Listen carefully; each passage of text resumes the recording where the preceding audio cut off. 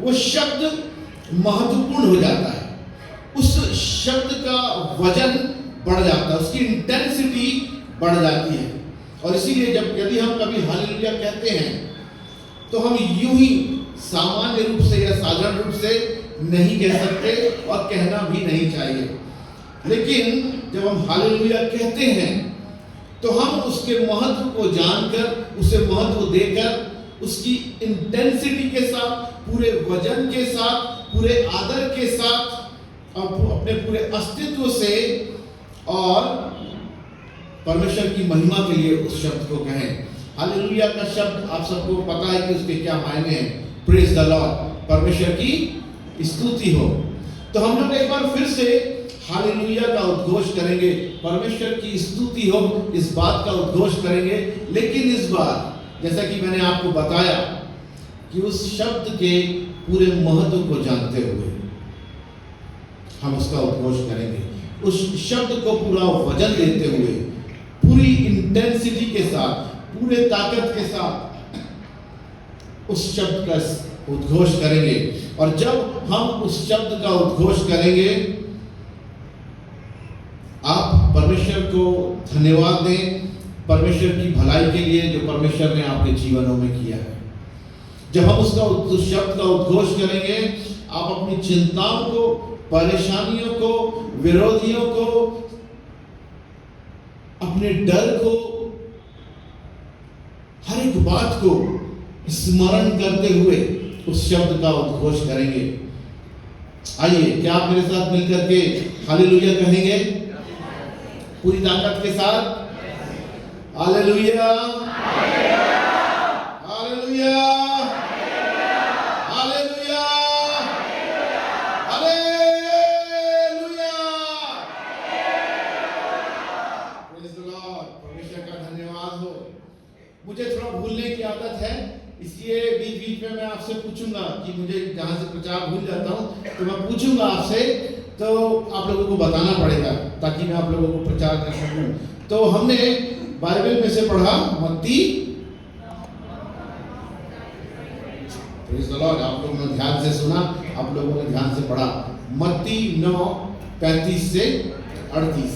इससे पहले कि हम परमेश्वर के वचन में जाएं, आइए हम प्रार्थना करें। महान जीवित सामर्थ्य परमेश्वर, आपके भक्तगण आपके वचन को सुनने के लिए यहाँ पर एकत्रित हैं। प्रभु जी, अपने वचन के द्वारा हमसे बोलिए, हमसे बातचीत कीजिए, ताकि हमारा हृदय भी उन बातों से टूटने पाए जिनसे आपका हृदय टूटता है। हम भी उस प्रकार से देखने लगे जिस प्रकार से आप देखते हैं। सारा आदर, गौरव और महिमा आपको देते हैं। इस प्रार्थना को खुदावंद प्रभु यीशु मसीह के पवित्र और मीठे नाम से मांगते हैं, आमीन। मत्ती 9:35 हमको बताता है कि जब प्रभु यीशु मसीह इस संसार में थे तो वो क्या करते थे। उनकी सेवकाई का वर्णन करता हुआ ये पद है जिसमें लिखा हुआ है कि प्रभु यीशु मसीह आराधनालयों में, नगरों और गांवों में फिरते, उनके आराधनालयों में जाते और उपदेश करते और राज्य के सुसमाचार का प्रचार करते और बीमारों को चंगा करते। 3 शब्दों में, प्रीचिंग, टीचिंग और हीलिंग। प्रभु यीशु मसीह की जो मुख्य सेवकाई थी, जब वो शारीरिक रूप से यहाँ पर थे, इस संसार में थे, प्रीचिंग, टीचिंग और हीलिंग करते थे। आखिर वो कौन सी बात है जो प्रभु यीशु मसीह को प्रोत्साहित करती है या मोटिवेट करती है या मजबूर करती है कि वो करते थे जो वो करते थे, अर्थात प्रीचिंग, टीचिंग, हीलिंग करते थे। 36वीं आयत हमको बताती है कि जब उन्होंने भीड़ को देखा तो वो भीड़ उनको ऐसी दिखाई दी जैसे कि बिना चरवाहे की, मैं भूल गया, आप लोग को याद दिलाना है। कैसी दिखाई दी? बिना चरवाहे की भेड़ें। ये जो वाक्यांश है, इसका मत्ती अपने सुसमाचार में पहली बार प्रयोग नहीं कर रहा है, बिना चरवाहे की भेड़ें। प्रभु यीशु मसीह से लगभग 1600 साल पहले परमेश्वर के दास मूसा को इस बात की चिंता है और अपनी प्रार्थना में वो परमेश्वर से इस बात के लिए प्रार्थना करता है कि कभी भी ऐसा ना हो कि तेरी मंडली ऐसी हो जाए जैसे बिना चरवाहे की भेड़ें। यदि आप गिनतियों की पुस्तक उसके 27वें अध्याय की 15, 16, 17 आयत को पढ़ें तो आप 17वीं आयत में इस बात को मूसा की प्रार्थना में पाएंगे। बड़ी चिंता के साथ परमेश्वर से प्रार्थना कर रहा है परमेश्वर के लोगों के लिए कि एक पुरुष को नियुक्त कर दीजिए ताकि आपकी मंडली कभी भी बिना चरवाहे की भेड़ों के समान ना हो। लेकिन विडंबना देखिए कि जब परमेश्वर का पुत्र इस संसार में आता है तो वो परमेश्वर के लोगों को, ध्यान दीजिएगा, जो इजरायली लोग हैं, यीशु मसीह परमेश्वर के लोगों के बीच में है, परमेश्वर की प्रजा के बीच में है। और जब वो इस संसार में आए तो उन्होंने परमेश्वर के लोगों को किस प्रकार से पाया? बिना चरवाहे की भेड़ें। मत्ती 2 और शब्दों का इस्तेमाल करता है आगे बढ़ करके, बिना चरवाहे की भेड़ें व्याकुल और भटके हुए से, व्याकुल और भटके हुए से। जब हम इंग्लिश बाइबल के अलग अलग ट्रांसलेशंस को पढ़ते हैं तो ये जो शब्द है व्याकुल और भटके हुए से, इनके लिए अलग अलग अंग्रेजी भाषा के शब्दों का इस्तेमाल किया गया है। न्यू इंटरनेशनल वर्जन और रिवाइज्ड स्टैंडर्ड वर्जन में हरास शब्द का इस्तेमाल किया गया है जिसका अर्थ है परेशान, कष्ट में, पीड़ित, सताए हुए, घबराए हुए। किंग जेम्स वर्जन में फेंटेड शब्द का इस्तेमाल किया गया है जिसका अर्थ है शिथिल, मूर्छित, चकराए हुए, मंद, सुस्त, कमजोर, अशक्त, शक्तिहीन, बेहोश, ढीले, डरे हुए, निर्बल। न्यू किंग जेम्स वर्जन में वेरी शब्द का इस्तेमाल किया है जिसका अर्थ होता है थके हुए, हारे हुए, पराजित, उबे हुए, निढाल। न्यू अमेरिकन स्टैंडर्ड बाइबल में डिस्ट्रेस शब्द का इस्तेमाल किया गया है जिसका अर्थ है व्यथित, तंग, रोगी, आपदाग्रस्त, तप्त, बुखार में, अस्वस्थ, आकुल और व्याकुल। और जो दूसरा शब्द है भटके हुए से, उसके लिए जो अंग्रेजी भाषा में अलग अलग शब्द का इस्तेमाल किया गया है, न्यू इंटरनेशनल वर्जन और रिवाइज्ड स्टैंडर्ड वर्जन में हेल्पलेस शब्द का इस्तेमाल किया गया है, अर्थात असहाय, मजबूर, लाचार, बेबस, निस्सहाय, निराश्रय, बेकस, बेसहारा। किंग जेम्स वर्जन और न्यू किंग जेम्स वर्जन में स्कैटर्ड अब्रॉड शब्द का इस्तेमाल किया गया है जिसका अर्थ है तितर बितर, बिखरा हुआ, छिन्न भिन्न, विदेश में बिखरा हुआ, खदेड़ दिए गए लोग, देश निकाले गए लोग। न्यू अमेरिकन स्टैंडर्ड बाइबल में डिस्प्रिटेड शब्द का इस्तेमाल किया गया है जिसका अर्थ है मायूस, उदास, उदासीन, खिन्न। और जो बाइबल की नए नियम की जो मूल भाषा है यूनानी भाषा, उसमें जिस शब्द को, व्याकुल शब्द को हम पढ़ रहे हैं, व्याकुल मूल भाषा यूनानी में वो कहलाता है माफ कीजिएगा, उच्चारण थोड़ा सा मुश्किल है, स्क्लेमेनोई, जिससे कि अंग्रेजी भाषा का शब्द बना है स्किन, उसको हम व्याकुल के रूप में पढ़ रहे हैं। और यूनानी भाषा की एक खूबसूरती है कि वो अपने शब्दों की एक तस्वीर को प्रस्तुत कर सकती है। और ये जो शब्द है स्क्लेमेनोई, जिसको हम व्याकुल, हिंदी में व्याकुल के रूप में पढ़ रहे हैं, इस शब्द की तस्वीर कुछ इस प्रकार की है कि एक दुष्ट पशु ने कुछ भेड़ों को बंदी बना लिया है और बंदी बना करके वो एक एक करके उनका घात कर रहा है, उनको जान से मार रहा है। कैसे? अभी वो जीवित अवस्था में ही है कि उनके शरीर से उनकी त्वचा को अलग कर दिया गया, उनकी खाल को उनके शरीर से अलग कर दिया गया है।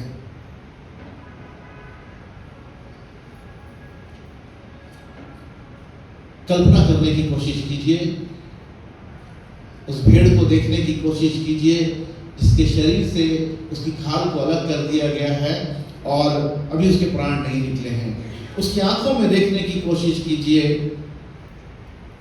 बेबस, बेसहारा,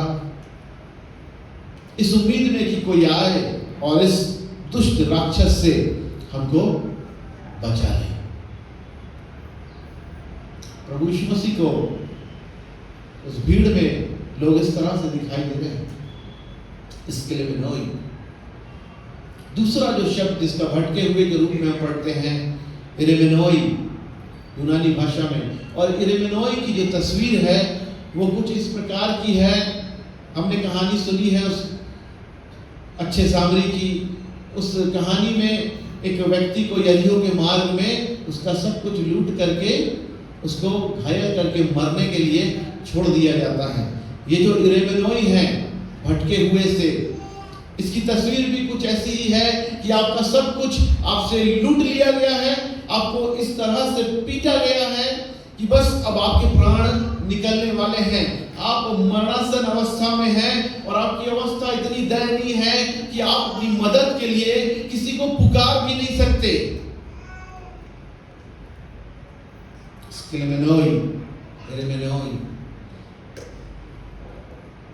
ध्यान दीजिएगा कि उस भीड़ में कोई भी ऐसा व्यक्ति नहीं था जो मरणासन अवस्था में हो, किसी के शरीर से उसकी खाल नहीं निकाली गई थी, लेकिन परमेश्वर के पुत्र को लोग इस तरह से दिखाई देते हैं। आज सुबह जब आप लोग अपने अपने घरों से चर्च के लिए आ रहे थे, आराधना के लिए आ रहे थे, बाहर आप लोग एक दूसरे से मिले होंगे। मिलने के बाद आपने एक दूसरे को जय मसीह की प्रेज द लॉर्ड किया होगा और पूछा होगा, भाई कैसे हो, हाउ आर यू, और उसका प्रत्युत्तर आया होगा, बढ़िया है, फाइन। के भले ही आपके भीतर आपने कितनी ही परेशानियों को, दुख को, चिंताओं को समेटा हुआ है, लेकिन आप अपने इस मुस्कुराते हुए चेहरे से आपके मुंह से बरबस ही निकल पड़ा, बढ़िया है, और सामने वाले को आपके दुख के बारे में, आपकी परेशानी के बारे में पता ही नहीं चल पाया। और ऐसा ही होता है, ऐसा ही होता है कि हम एक दूसरे को देख नहीं पाते, हम एक दूसरे को समझ नहीं पाते, एक दूसरे को दुख, चिंता, डर, इन बातों को जान नहीं पाते।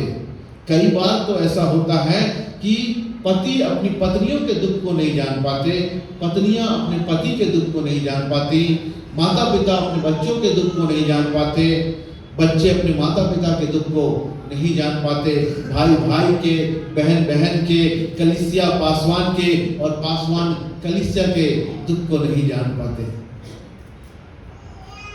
लेकिन इब्रानियों का लिखने वाला इब्रानियों 4:13 में लिखता है कि सृष्टि की हर एक वस्तु उसके सामने खुली और प्रकट है। Everything is naked before him. प्रभु यीशु मसीह के सामने सब कुछ खुला है। जब वो हमको देखता है, जब उसने उस भीड़ को देखा तो उनको इस तरह से देखा वास्तव में जैसे वो हैं। इसके लिए आज जब आप परमेश्वर के भवन में बैठे हैं, प्रभु यीशु मसीह जब आपको देख रहे हैं, वो आपको उस तरह से देख रहे हैं वास्तव में जैसे आप हैं।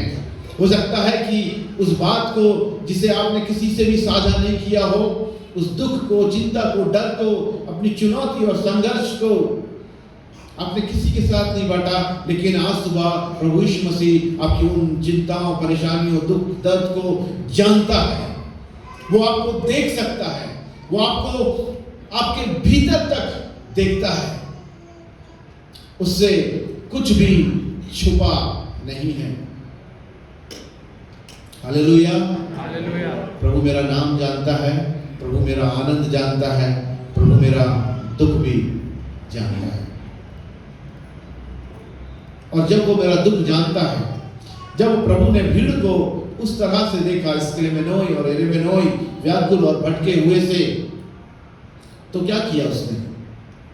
यदि मैं होता तो मैं उस भीड़ से कह सकता था कि आज तुम जिस दशा में हो, जिस परिस्थिति में हो, तुमको इसी दशा में होना था। क्योंकि देखो, मैंने कितने सारे नबियों को भेजा, भविष्यवक्ताओं को भेजा, लेकिन तुमने उनका अनादर किया, अपमान किया, तुमने उनकी एक भी ना सुनी, और इसीलिए आज तुम इस दशा में हो। यदि उनकी सुन लिए होते तो आज तुम्हारी दशा ऐसी नहीं होती। अगर मैं होता तो जरूर ऐसा करता, लेकिन वहां पर प्रभु यीशु मसीह ने ऐसा नहीं किया। वो दोष लगा सकते थे, लेकिन उन्होंने दोष नहीं लगाया। परंतु प्रभु यीशु मसीह को क्या किया? उस भीड़ को व्याकुल और भटके हुए से देखने के बाद प्रभु यीशु मसीह को क्या हुआ? जोर से बोलिए। तरस आया। प्रभु यीशु मसीह को उस भीड़ पर तरस आया, और इस तरस के चलते ही प्रभु यीशु मसीह प्रीचिंग, टीचिंग और हीलिंग करते थे। वो जो कुछ करते थे, इस तरस के कारण, इस तरस से मजबूर होकर के वो लोगों को प्रीचिंग, टीचिंग और हीलिंग करते थे। कि जो शब्द है तरस, इसके क्या मायने हैं? कंपैशन, करुणा, दया, मर्सी अलग होता है। तरस, कंपैशन, करुणा, आखिर ये क्या है? आइए हम देखें कि ये करुणा क्या है। ये जो शब्द जिसको हम तरस करके पढ़ रहे हैं, ये क्या है? मूल भाषा यूनानी में स्प्लिंगजोमाई कहा जाता है, जिससे कि अंग्रेजी भाषा का शब्द बना है स्प्लेन। हमारे शरीर का एक अंग है जहाँ पर रक्त का निर्माण होता है। मुझे नहीं मालूम कि करुणा और स्प्लेन, जहाँ रक्त का निर्माण होता है, उसके बीच में क्या संबंध है, लेकिन एक जानकारी के लिए मैंने आपको बता दिया। नए नियम में केवल 12 बार इस शब्द का इस्तेमाल किया गया, स्प्लिंगजोमाई, करुणा का। या तो प्रभु यीशु मसीह के मुख से निकला है जब वो बात कर रहे हैं लोगों से, या जब प्रभु यीशु मसीह के बारे में बात की जा रही है। जैसे कि मत्ती 9 में जब प्रभु यीशु मसीह के बारे में बात की जा रही है, इस शब्द का इस्तेमाल किया गया है केवल 12 बार। आखिर इस शब्द तरस का क्या अर्थ है? आइए देखें मरकुस रचित सुसमाचार, उसका पहला अध्याय और उसकी 40 आयत से 42 आयत तक। यदि किसी को मिले तो जोर से पढ़ें। मरकुस 1:40 से 42।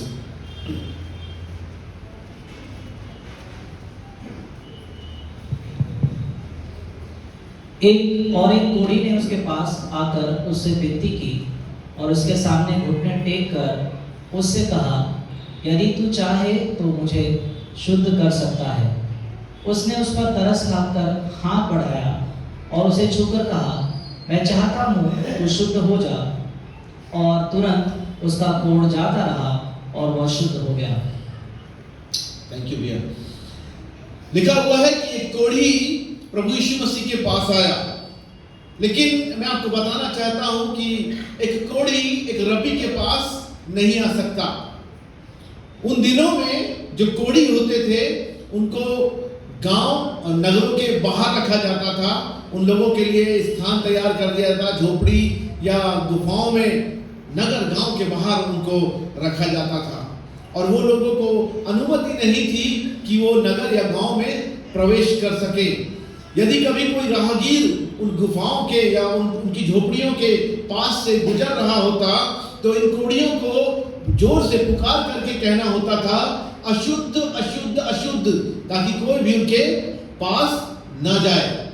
यहाँ पर लिखा हुआ है वचन में कि वो कोढ़ी प्रभु यीशु मसीह के पास गया। वो कोढ़ी किसी भी रूप में प्रभु यीशु मसीह के पास नहीं जा सकता, वो नियम के खिलाफ हो जाएगा। लेकिन मैं विश्वास करता हूं कि प्रभु यीशु मसीह उस कोढ़ी के पास गया, और जब दोनों की मुलाकात हुई तो इस कोढ़ी ने प्रभु यीशु मसीह से कहा, यदि तू चाहे तो मुझे शुद्ध कर सकता है। और लिखा हुआ है कि यीशु मसीह ने उसे छू कर कहा, तरस खाकर हाथ बढ़ाया और उसे छू कर कहा, मैं चाहता हूं कि तू शुद्ध हो जा। मैं विश्वास करता हूं कि केवल प्रभु यीशु मसीह ने उसे छू करके नहीं कहा होगा, लेकिन प्रभु यीशु मसीह ने उसको अपने गले से लगा लिया होगा और कहा होगा, मेरे भाई मैं चाहता हूं कि तू शुद्ध हो जा। और उसके बाद क्या हुआ? तुरंत उसका कोढ़ जाता रहा। हालेलुया! कोढ़ी शुद्ध हो गया, कोढ़ी शुद्ध हो गया। लेकिन प्रभु यीशु मसीह के साथ क्या हुआ? मूसा के नियम के अनुसार एक कोढ़ी जिसको गांव और नगर में आने की अनुमति नहीं है, एक कोढ़ी यदि किसी वस्तु को, व्यक्ति को छू ले या किसी घर में प्रवेश कर जाए तो वो क्या हो जाएगी? अशुद्ध हो जाएगी। और यहां पर प्रभु यीशु मसीह ने उसको छुआ, उसने प्रभु यीशु मसीह को छुआ, कोढ़ी शुद्ध हो गया। लेकिन प्रभु यीशु मसीह के साथ क्या हुआ? बोलिए, मूसा के नियम के अनुसार क्या हुआ? यदि कोई कोढ़ी किसी व्यक्ति को छू लेगा तो क्या हो जाएगा? वो व्यक्ति अशुद्ध हो जाएगा।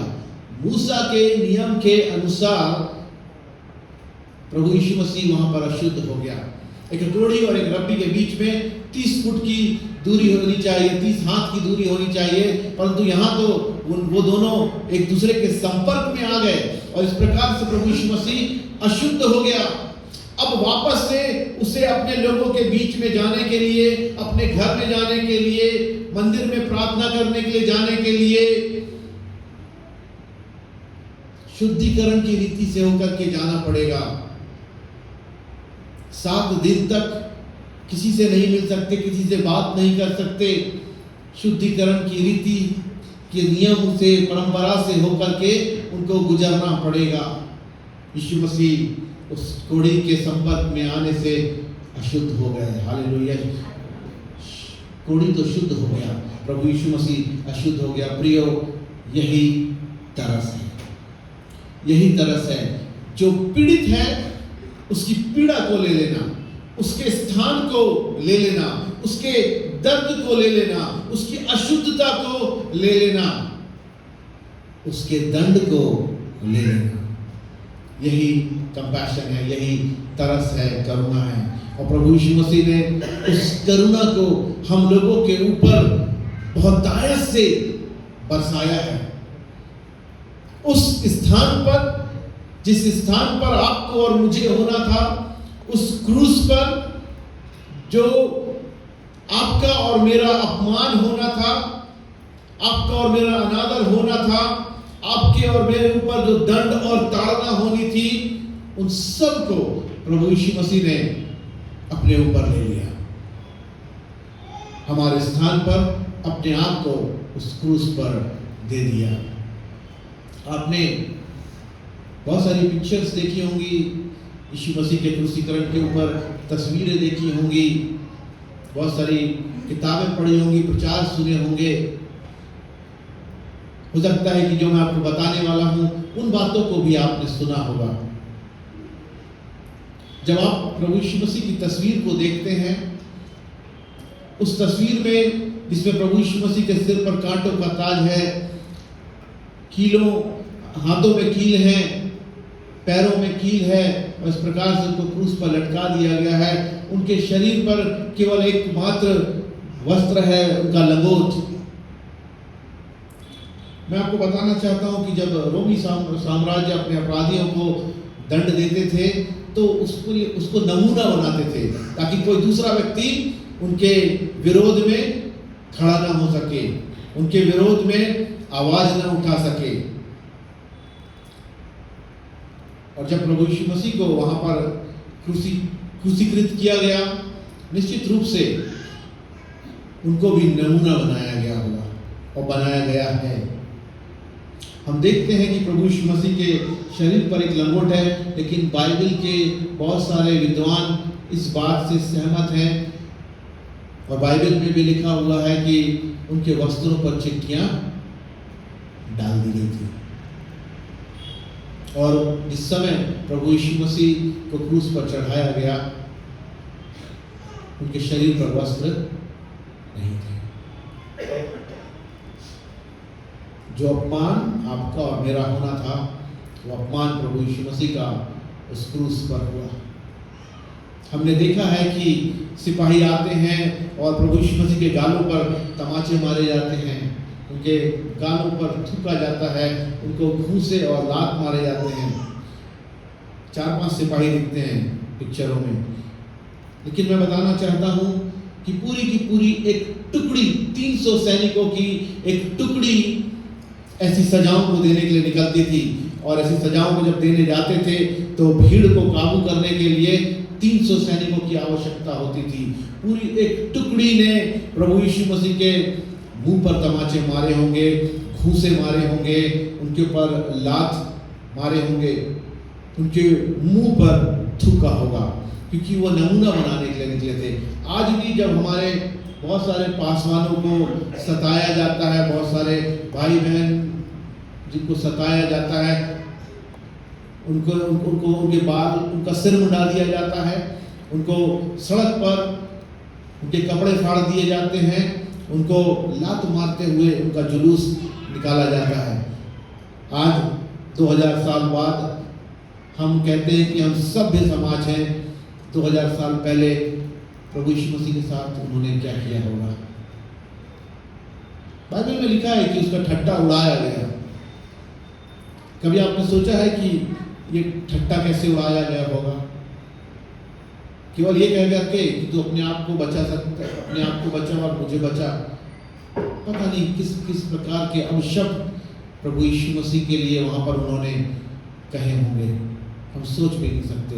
लेकिन आज यदि आप उस तरह के वीडियोस देखते हैं जिसमें आज का सभ्य समाज, हमारे बहुत सारे भाई बहनों को जो प्रभु के सुसमाचार का प्रचार करते हैं, उनको प्रताड़ित करते हुए क्या कहते हैं, किन शब्दों का इस्तेमाल करते हैं, यीशु मसीह के लिए भी उन्हीं शब्दों का इस्तेमाल किया गया होगा। जो दुख, जो दंड, जो ताड़ना हमारी होनी थी, प्रभु यीशु मसीह ने उस क्रूस पर सबको अपने ऊपर ले लिया। यही तरस है, हमारे स्थान को उसने ले लिया। जब वो तरस आता है तब प्रभु यीशु मसीह प्रीचिंग, टीचिंग, हीलिंग करता है। मैंने जब दुआ किया तो मैंने अपनी दुआ में कहा था कि प्रभु होने दीजिए कि हम आपके समान देख सकें, हमारा हृदय भी उन बातों से टूटे जिनसे आपका हृदय टूटता है। मैंने आपको यह भी बताया कि 12 बार इस शब्द का इस्तेमाल किया गया है और 12 बार में से 11 बार ऐसा हुआ है कि उस कहानी में बड़ा एक नाटकीय अंत आता है, एक मोड़ आता है और सब कुछ सुखद हो जाता है, सब कुछ बेहतर हो जाता है। केवल और केवल मत्ती का 9वां अध्याय है जहां पर तरस शब्द का इस्तेमाल किया गया है और यहाँ पर प्रभु यीशु मसीह टूटे हुए हृदय से अपने चेलों की तरफ मुड़ते हैं और कहते हैं कि खेत तो बहुत है पर मजदूर थोड़े हैं, पके खेत तो बहुत हैं परंतु मजदूर थोड़े हैं, फसल तैयार है लेकिन कटने के लिए मजदूर थोड़े हैं। यूहन्ना 4:35 में जब प्रभु यीशु मसीह इसी बात को अपने चेलों से कह रहे हैं तो वो कुछ इस तरह से कहते हैं कि अपनी आंखें उठाकर देखो, फसल तो तैयार है। जब सामरी स्त्री से वो मिलते हैं उसके बाद की ये घटना है। प्रियो, आप सबने पके हुई फसल देखी है? पकी हुई फसल, खेत देखे हैं, कैसा दिखाई देता है? सुनहरा, लहलहाता हुआ, बड़ा मनोरम मनोहर दृश्य होता है। उसको देख करके मन में एक शांति का अनुभव होता है, एक अलग तरह का ही अनुभव होता है उस खेत को देखने से। लेकिन जब प्रभु यीशु मसीह पके हुए खेत को देखता है, पकी हुई फसल को देखता है, वो उस पकी हुई फसल के रूप में सामरी स्त्री को देखता है, इस कोढ़ी को देखता है, अंधे बर्तिमाई को देखता है, वो स्त्री जिसका लहू बहता है उसको पके हुए फसल के रूप में देखता है। हम किस प्रकार से देखते हैं? क्या हम भी उस प्रकार से देखते हैं जैसा प्रभु यीशु मसीह देखता है? प्रभु यीशु मसीह ने अपने चेलों से कहा, आंखें उठाकर देखो। तो क्या पतरस, याकूब, यूहन्ना अपनी आंखें नीचे करके देखते थे? नहीं। प्रभु यीशु मसीह अपने चेलों से कह रहे हैं कि जैसे मैं देखता हूं वैसे देखो, तब तुमको भी इन लोगों में पकी हुई फसल नजर आएगी। जब प्रभु यीशु मसीह आज इस संसार को देख रहा है, किन लोगों को वो पकी हुई फसल के रूप में देख रहा है? टर्की में वो लोग जो भूकंप से पीड़ित हैं, रूस और यूक्रेन में रहने वाले, युद्धग्रस्त देशों में रहने वाले लोग, वो छोटे छोटे बच्चे, उनको पकी हुई फसल के रूप में देख रहा है। वो युवा जो नशे में डूबा हुआ है, जो नशे में अपनी जिंदगियों को बर्बाद कर रहे हैं, उनको पकी हुई फसल के रूप में देख रहा होगा। वो बच्चे जो अपने घरों से गुम गए हैं, जिनको अगवा कर लिया गया है और बाल मजदूरी में उनको जबरन डाल दिया गया है, उन शोषित बच्चों को प्रभु यीशु मसीह पकी हुई फसल के रूप में देख रहा होगा। उन बहनों को जिनको जबरन वेश्यावृत्ति में ढकेल दिया गया है, उन बहनों को प्रभु यीशु मसीह पकी हुई फसल के रूप में देख रहा होगा। उन माता पिता को जिनके बच्चे उनको छोड़ दिए हैं, जिनका कोई ख्याल नहीं रखता इस बुढ़ापे में, उनको प्रभु यीशु मसीह पकी फसल के रूप में देख रहा होगा। और न जाने ऐसे कितने लोग, क्या हम अपने आसपास परमेश्वर के राज्य के लिए पकी हुई फसल को देख पाते हैं? क्या हम भी प्रभु यीशु मसीह के समान देख पाते हैं? क्या हमारा भी हृदय उन बातों से टूटता है जिनसे प्रभु यीशु का हृदय टूटता है? देखिए यहाँ पर क्या हुआ। जब प्रभु यीशु मसीह का हृदय टूटा, उन्होंने अपने टूटे हुए हृदय से अपने चेलों से कहा, पके खेत तो बहुत है परंतु मजदूर थोड़े हैं, इसलिए प्रार्थना करो, इसलिए प्रार्थना करो कि स्वामी और मजदूर भेज दे। आज से लगभग 210-15 साल पहले की घटना है। थॉमस चार्ल्स नाम के एक पासवान ने एक लड़की मैरी जोन्स के रूप में एक पकी हुई फसल को देखा। ये जो लड़की है मैरी जोन्स, मैं लगभग 215 साल पहले की बात कर रहा हूँ। इसका मतलब ये है कि ये वो उन दिनों की बात है जब बाइबल्स नहीं हुआ करती थी, कम हुआ करती थी, कम छपा करती थी, प्रिंटिंग मशीन्स नहीं थी, कोई प्रेस नहीं था, कोई बाइबल सोसाइटी नहीं थी, और इसलिए बहुत कम लोगों के पास बाइबल उपलब्ध होती थी। बहुत सारे लोग बाइबल से वंचित थे। उन दिनों की बात है। ये लड़की मैरी जोन्स जो 6-7 साल की एक छोटी सी लड़की है, हर संडे स्कूल में जाती, अपनी संडे स्कूल टीचर से बाइबल की कहानियों को सुनती, उसको बड़ा अच्छा लगता और वो चाहती थी कि एक दिन उसके पास भी एक बाइबल हो ताकि संडे का इंतजार न करना पड़े और वो जब चाहे, जहां चाहे, जिस समय में चाहे परमेश्वर के वचन को वो पढ़ सके। और छोटी सी लड़की ने अपनी बाइबल को पाने के लिए 6 साल तक अंडे बेच करके, लकड़ियों के गट्ठे बना करके बेच करके, सिलाई कढ़ाई के कपड़े बेच करके, उस छोटी सी लड़की ने 6 साल में कुछ पैसे इकट्ठा किए। उन पैसों को इकट्ठा करके वो पास्टर थॉमस चार्ल्स से मिलने के लिए निकल पड़ी। ये जो पास्टर थॉमस चार्ल्स हैं, ये इस बात के लिए जाने जाते हैं, यदि किसी को बाइबल चाहिए तो वो बाइबल उनके पास से ले सकता है। ये लड़की थॉमस चार्ल्स पादरी साहब के पास जाती है 25 मील, लगभग 40 किलोमीटर का पहाड़ी कटीला जंगली रास्ता तय करके 40 किलोमीटर चल करके जब वहां पहुंचती है, भूख से, पसीने से तरबतर, भूख से बेहाल, प्यासी है, पैरों में छाले हैं, पैरों में पत्थर और कांटों के निशान हैं। ये थॉमस चार्ल्स पादरी साहब से मिलती है और अपने पैसों को देते हुए कहती है कि मैंने ये पैसे इकट्ठा किए हैं कुछ सालों में, इन पैसों के बदले में आप मुझे मेरी बाइबल दे दीजिए। थॉमस चार्ल्स पादरी साहब कहते हैं कि बेटा, इस समय में तुम्हें देने के लिए मेरे पास कोई भी बाइबल नहीं है और इस समय में मैं तुमको बाइबल नहीं दे सकता। लेकिन जब उनको पता चलता है कि लड़की 6 साल से पैसे इकट्ठा कर रही है, 25 किलोमीटर नंगे पैर, 40 किलोमीटर नंगे पैर चल करके ये बाइबल लेने के लिए आई है, उन्होंने मैरी जॉन्स को अपनी बाइबल दे दिया।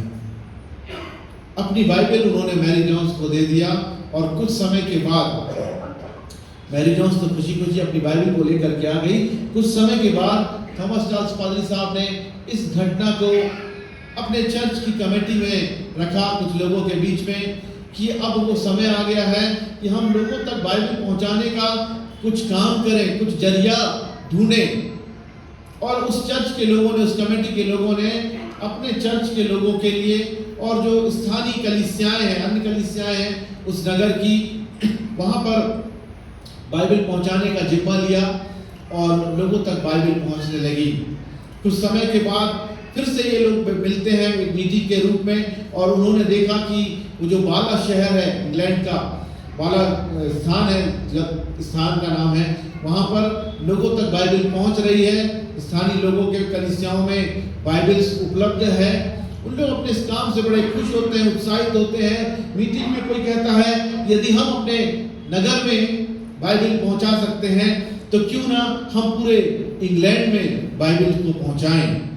किसी और ने खड़े होकर के कहा यदि हम इंग्लैंड में बाइबल को पहुंचा सकते हैं तो क्यों ना हम पूरे यूरोप में बाइबल को पहुंचाएं। किसी और ने खड़े होकर के कहा यदि हम पूरे यूरोप में बाइबल को पहुंचा सकते हैं तो क्यों ना पूरे विश्व में बाइबल को पहुंचाएं। और इस प्रकार से बाइबल सोसाइटी का गठन हुआ, बाइबल सोसाइटी के स्थापना की नींव पड़ी और सन 1804 में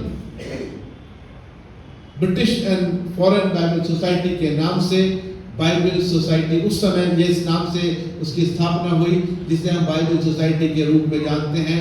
और ठीक उसके 7 साल के बाद, क्योंकि उस समय में हम अंग्रेजों के अधीन थे, हिंदुस्तान में भी कलकत्ता ऑक्सरी की स्थापना हुई जिसे हम आज बाइबल सोसाइटी ऑफ इंडिया के रूप में जानते हैं सन 1811 में। और इस प्रकार से 212 साल से बाइबल सोसाइटी ऑफ इंडिया इस देश में परमेश्वर के वचन का प्रकाशन, उसका अनुवाद, उसके लिए फंड रेज करना, उसका डिस्ट्रीब्यूशन करना, इन कार्यों को कर रही है। 212 साल से परमेश्वर लोगों को खड़ा करता है और अपने वचन को इस देश में और आसपास के देशों में और विश्व में फैला रहा है।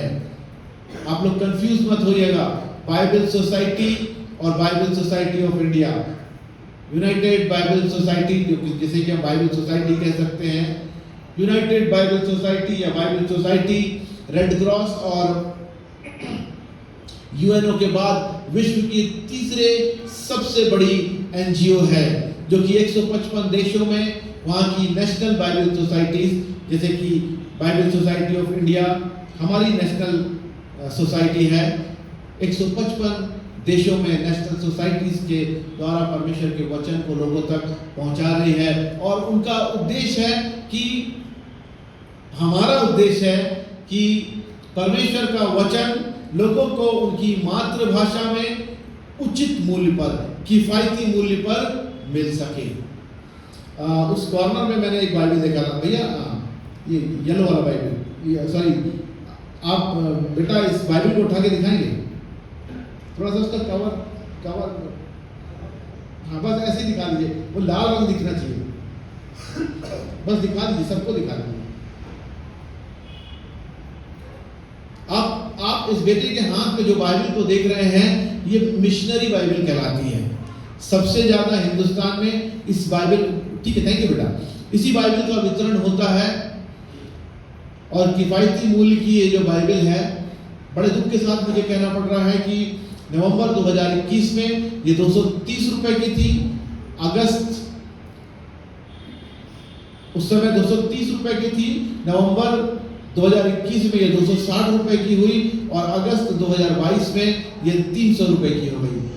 हमारा उद्देश्य है कि हम लोगों तक किफायती मूल्य में बाइबल को पहुंचाएं, लेकिन 110 रुपए किलो जो पेपर बाइबल को छापने के लिए जिस 28 GSM पेपर की आवश्यकता होती है, वो 110 रुपए से 190 रुपए किलो हो गया।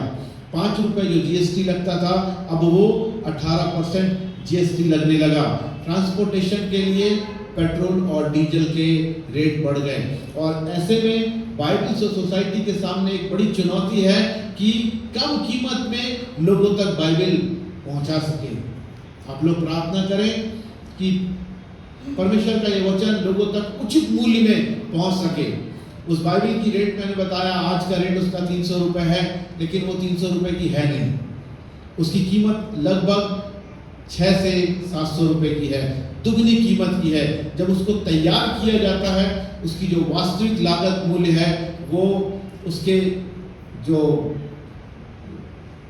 सेल करने वाली जो कीमत है उससे कहीं ज्यादा है। तो फिर हम इस प्रकार से कैसे कर पाते हैं कि 600-700 रुपए की चीज को तैयार करके लोगों तक 300 रुपए में पहुंचा पाते हैं? परमेश्वर के अनुग्रह से, आप लोगों की प्रार्थनाओं से और आप लोगों के दाहिने हाथ के सहयोग से। बीते साल बाइबल सोसाइटी ऑफ इंडिया के द्वारा 20 लाख से कुछ हजार कम छूट गए, हम लोग 4-5 हजार बाइबल्स कम वितरण हुआ। लेकिन इस साल हमारा उद्देश्य है, हमारा लक्ष्य है कि मार्च के अंत तक हम हिंदुस्तान में 20 लाख बाइबल का प्रकाशन करें और उसका वितरण करें।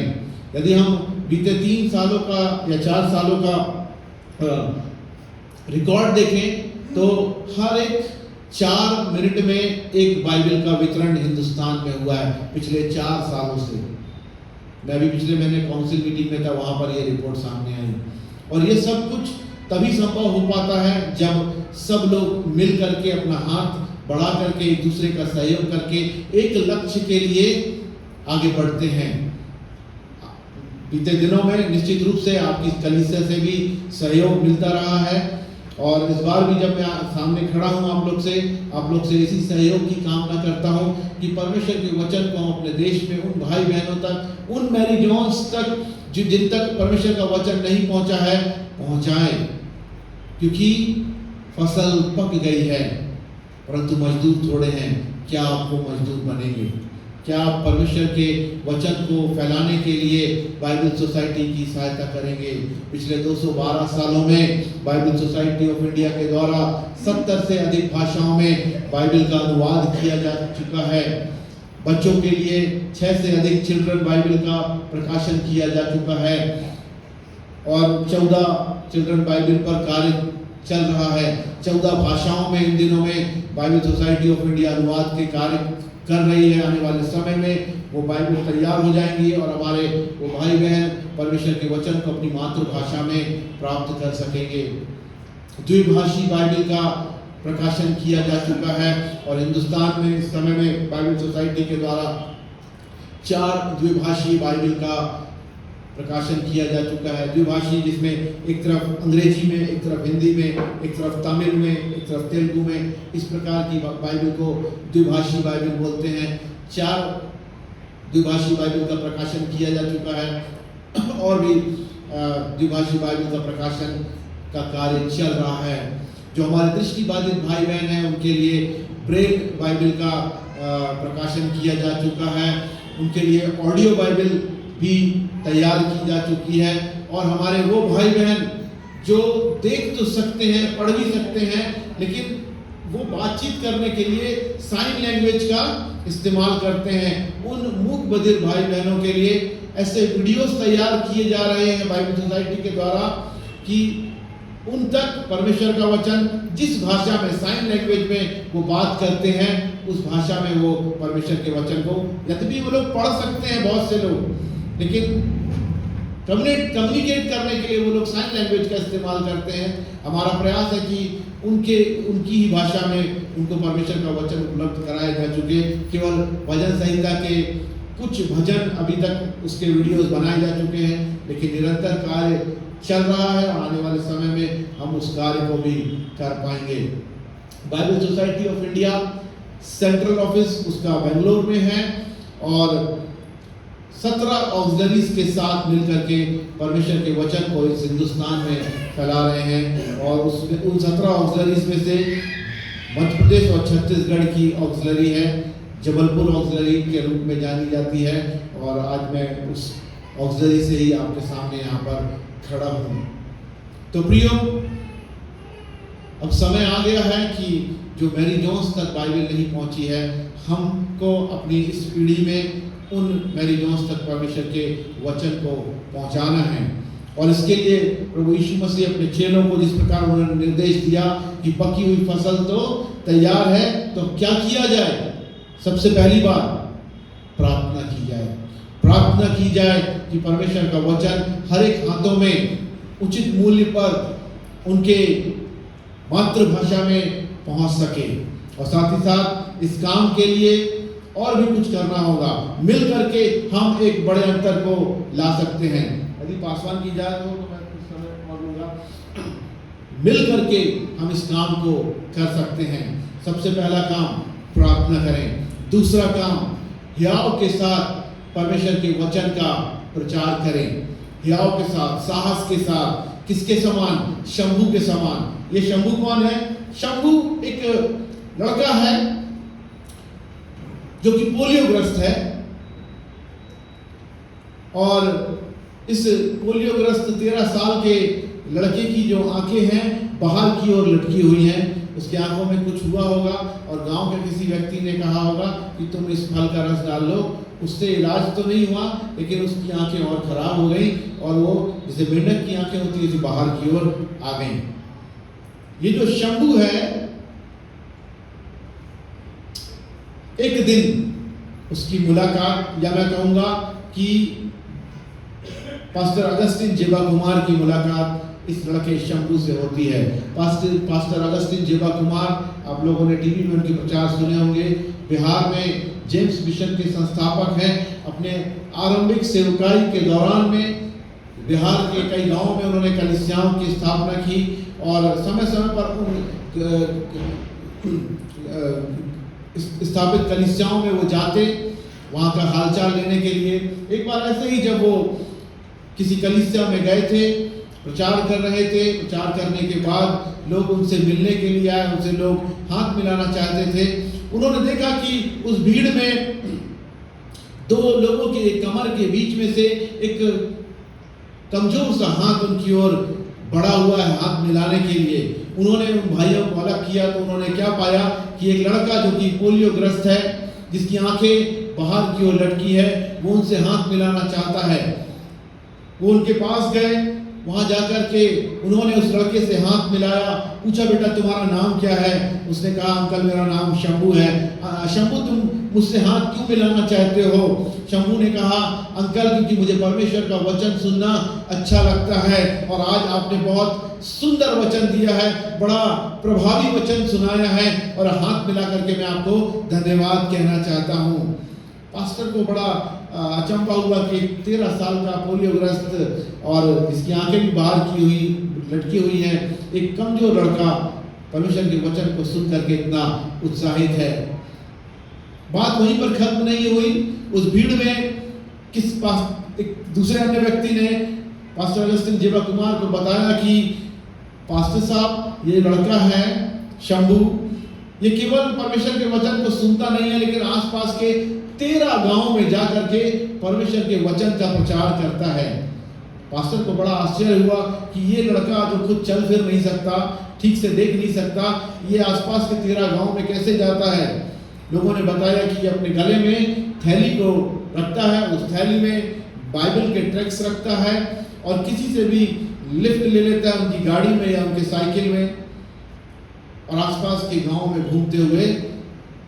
सोचिए कि ये पोलियोग्रस्त लड़का उस गाड़ी में कैसे बैठता होगा, उस साइकिल के कैरियर में कैसे बैठता होगा, और जब वो लोगों की भीड़ में जाता होगा, पैरों से घिसटता हुआ, गले में उसकी थैली टंगी है, और जिस हाथ से वो रगड़ता हुआ आया है, हाथों के बल चलते हुए, उस उन्हीं मैंने हाथों से निकाल करके परमेश्वर के वचन को लोगों तक पहुंचा। पास्टर अगस्टिन जीवा कुमार को बड़ा चंपा होता है। बोलते हैं, शंभू आखिर तुम ये ऐसा क्यों करते हो?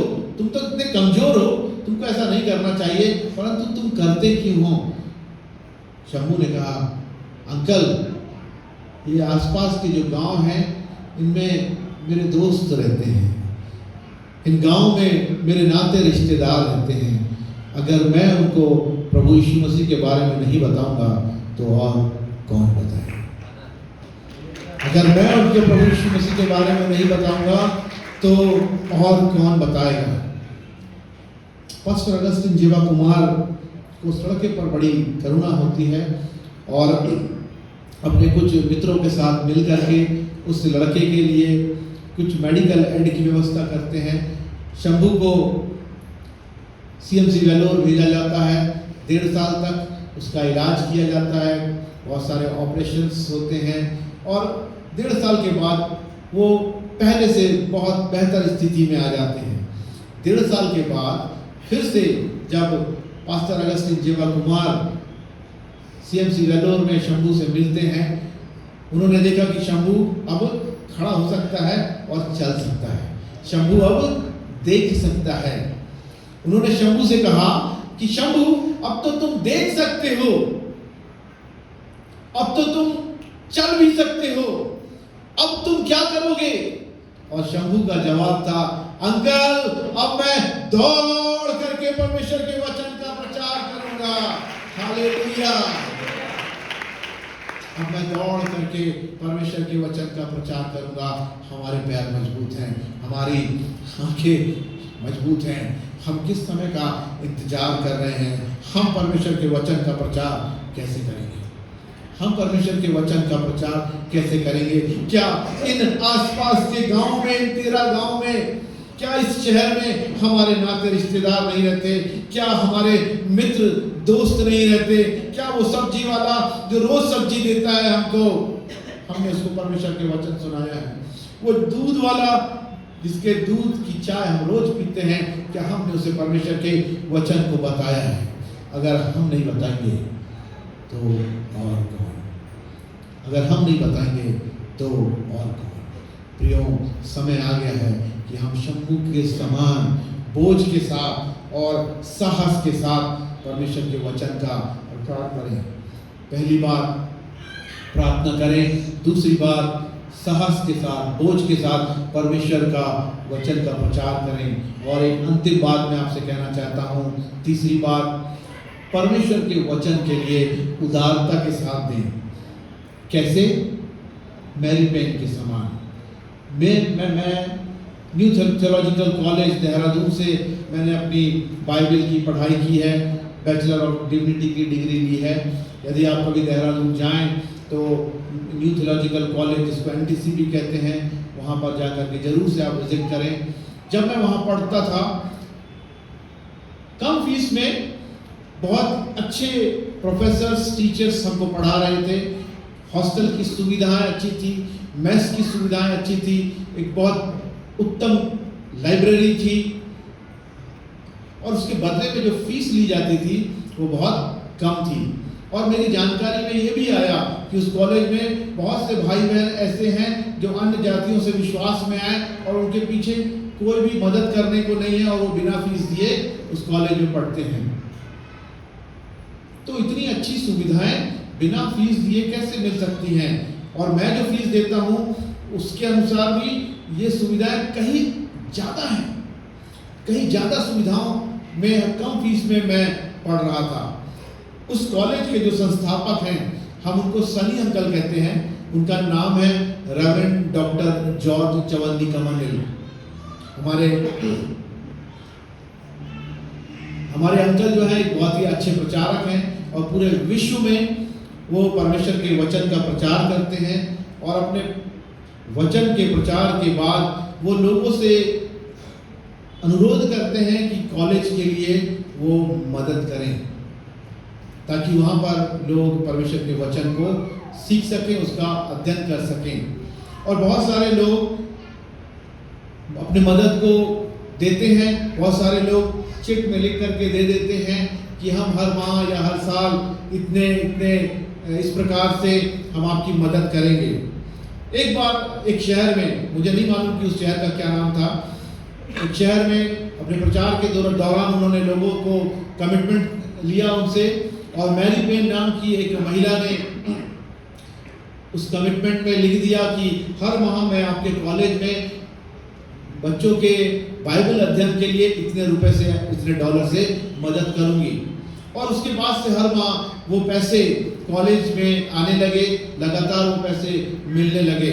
2-3 साल के बाद फिर से सनी अंकल का उस शहर में जाना होता है और उन्होंने सोचा कि ये जो स्त्री है लगातार अपनी मदद को हमारे कॉलेज में भेज रही है, इसको मिलना चाहिए और इसको धन्यवाद कहना चाहिए। वो मैरी पेन से मिलने के लिए जाते हैं और जब उन्होंने मैरी पेन से मुलाकात की, उन्होंने देखा कि मैरी पेन एक बुजुर्ग महिला है। अपनी बातचीत के दौरान उन्होंने पाया कि इस महिला का, उसके परिवार में कोई भी नहीं है और इसके पास कोई भी आय का स्रोत नहीं है। सरकार से मिलने वाली वृद्धा पेंशन पर इसका गुजारा होता है। उनको बड़ा आश्चर्य हुआ कि एक महिला जो कि खुद जिसका कोई आय का स्रोत नहीं है, वो मेरे कॉलेज के लिए कैसे मदद कर पाती है। उन्होंने पूछा कि आप कैसे करती हो, जिज्ञासा के साथ पूछा। मैरी पेन ने बताया कि मैंने अपने पड़ोसियों से कह करके रखा है कि उनके घर में जो टिन पैक के डब्बे आते हैं, वहाँ पर खाने पीने की चीज़ें टिन पैक में मिलती है, हमारे यहाँ भी अब आजकल मिलने लगी हैं। तो मैंने उनसे अनुरोध किया है कि वो टिन पैक को वो लोग गार्बेज में ना फेंकें, कचरे में ना फेंकें, परंतु घर पे रखे रहें। और मैं जाती हूँ और उनके घरों से उन टिन पैक के डब्बों को इकट्ठा करती हूँ और इकट्ठा करने के बाद उनको रिसाइकिल होने के लिए बेच देती हूँ। उनको बेचने से जो रकम प्राप्त होती है उसे मैं आपको पहुँचा देती हूँ। यदि हम अपने हिंदुस्तान के संदर्भ में बात करें, कबाड़ बेच करके मैरी पेन उस कॉलेज को जिसमें मैं पढ़ा अपनी आर्थिक मदद भेज रही थी ताकि हम जैसे लोग परमेश्वर के वचन को पढ़ सकें और आगे जाकर के कलीसियाओं में उस वचन को फैला सकें। हम किस बात का इंतजार करेंगे? हम किस आय के स्रोत का इंतजार करेंगे कि जब वो मिल जाएगा तब प्रभु मैं आपके लिए करूंगा या करूंगी। परमेश्वर मैरी पेन के द्वारा मुझे सिखाया है कि हर एक उस संस्था के लिए, हर एक उस कलीसिया के लिए जो परमेश्वर के राज्य को इस संसार में बढ़ा रहे हैं, बढ़ाते जा रहे हैं, बढ़ाने का कार्य करते हैं, उनके लिए हमको उदारता के साथ देना है। न केवल बाइबल सोसाइटी के लिए, केवल बाइबल सोसाइटी के लिए नहीं या केवल अपने चर्च के लिए नहीं, परंतु हर एक उस संस्था के लिए जो परमेश्वर के राज्य को इस संसार में फैला रहे हैं। प्रियो, आवश्यकता है कि हम उनको उदारता के साथ अपने दाहिने हाथ का सहयोग प्रदान करें ताकि पकी हुई फसल काटी जा सके, ताकि परमेश्वर का वचन उन मैरी जॉन्स तक जो आज भी अपनी बाइबल को प्राप्त करने की राह देख रही हैं, उन तक परमेश्वर का वचन पहुंच सके। तो क्या करना है? हमको प्रार्थना करना है, परमेश्वर के वचन का प्रचार करना है और उदारता के साथ देना है। आपके हाथ में जो बाइबल है, इसके लिए लोगों ने अपने बड़े उदार हृदय को प्रकट किया है। एक छोटी सी अंतिम बात आपके उत्साह के लिए कह करके खत्म करूंगा मैं। आपके हाथ में, मेरे हाथ में जो बाइबल है, या तो किसी ने गिफ्ट किया है, या फिर आपने मोल लेकर के खरीदा है, और हम बड़े आनंद लेते हैं और कहते हैं कि हमारे हाथ में हमारी बाइबल है। लेकिन मैं आपको बताना चाहता हूँ कि परमेश्वर का ये वचन जो बाइबल के रूप में हमारे सामने है, 1600 साल में लिखा गया, 40 लेखकों के द्वारा पवित्र आत्मा की प्रेरणा से लिखा गया। किसी ने जेल में बैठ करके लिखा, किसी ने गुफा में बैठ करके लिखा, किसी ने राजमहल में बैठ करके लिखा, किसी ने पहाड़ पर लिखा, किसी ने मरुस्थल में लिखा, किसी ने बड़े दुख के समय में लिखा, किसी ने चुनौतियों के बीच में लिखा, किसी ने बड़े आनंद के समय में लिखा। आपके हाथों में इसको आते आते बहुत बहुत बहुत बहुत उतार चढ़ाव से होकर के आना पड़ा। परमेश्वर का ये अद्भुत वचन पूरे विश्व में सबसे ज्यादा भाषाओं में पाई जाने वाली किताब, सबसे ज्यादा लोगों के द्वारा पढ़ी जाने वाली किताब, हर एक आयु वर्ग के द्वारा पढ़ी जाने वाली किताब, सबसे ज्यादा छपने वाली किताब और सबसे ज्यादा जलाई जाने वाली ये किताब हमारे हाथों में उपलब्ध है। और यूं ही नहीं है, यदि आप गूगल करेंगे 6 अक्टूबर 1535 एक व्यक्ति का नाम आ जाएगा, विलियम टिंडल, जिन्होंने परमेश्वर के वचन का अनुवाद किया, जो कि आज हमारे बीच में 1611 में किंग जेम्स वर्जन बाइबल आई इंग्लिश भाषा की। उसमें विलियम टिंडल जी का पुराने नियम में 75% और नए नियम में जो 83% है उनका काम है। लेकिन उनके इस काम के लिए 6 अक्टूबर 1535 में उनको मृत्यु दंड दिया गया, उनको लकड़ियों के ढेर में जला दिया गया। इस बाइबल के लिए लोगों ने अपना प्राण दिया है। इस बाइबल के लिए लोगों ने अपने जीवन दिया है, अपनी जिंदगी दी है, अपना घर परिवार छोड़ा है। मेरे पास यदि समय होता मैं और भी आप लोगों को उदाहरण बताता कि कैसे लोगों ने अपने, विलियम कैरी ने कैसे अपना देश छोड़ा, अपने पारिवारिक समस्याओं से जूझते हुए हिंदुस्तान में आकर के कई भाषाओं में बाइबल का ट्रांसलेट किया, और कैसे अद्भुत तरह से, यदि आप लोगों को जानना है आप लोग गूगल कर सकते हैं, हमारे पास रिसोर्सेज हैं, आप लोग जरूर पढ़ें विलियम कैरी के बारे में और बाइबल में उनका योगदान के बारे में। आप जरूर पढ़ करके आश्चर्य होंगे और उत्साहित होंगे, और साथ ही साथ केवल सुनने वाले नहीं परंतु प्रत्युत्तर देने वाले बने।